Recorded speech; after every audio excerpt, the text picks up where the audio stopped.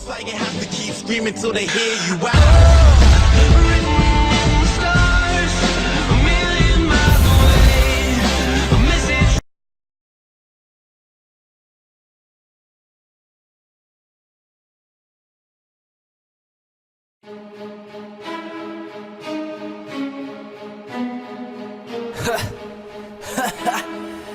Presta atenção no que eu vou te dizer.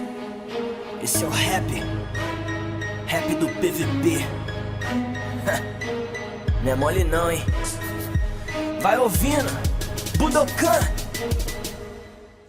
E espadinha de Dima com chape, um sopa e full ferro é tudo que eu preciso para lutar como eu quero. PVP é uma arte que alguns já dominaram, aprimoraram, imitaram, estraçalharam, interpretaram. Mas se você é um novato e tá querendo aprender, deixa que eu te ensino. Pega o seu kit. PVP tem várias formas de fazer, vários meios pra vencer, mas agora escuta bem, se tu quiser aprender. No campo de batalha a prioridade é combar, mas cuidado com os hackers que estão em todo lugar. De um lado para o outro, strafe ou surround, tanto faz, vai depender de você. Manter a calma, meu rapaz. Concentração é essencial e clica rápido também, mas se quiser vencer mesmo, toma sopa, que é o que tem do kick drop. É o scroll drop, auto-click ou auto-sprint. Melhor ficar legit que tu mata até o instinto. Já chego focando e combando, clico rápido demais. Com Sharp 1 é GG, cê mata até o satanás. Sprint na barra de espaço que é pra não pular.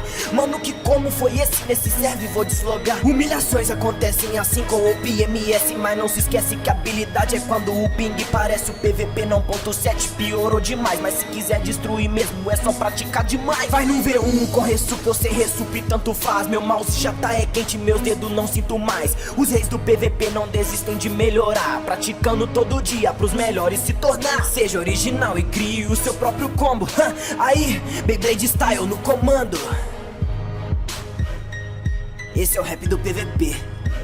Deixa o seu like e seu favorito se você faz parte dos reis.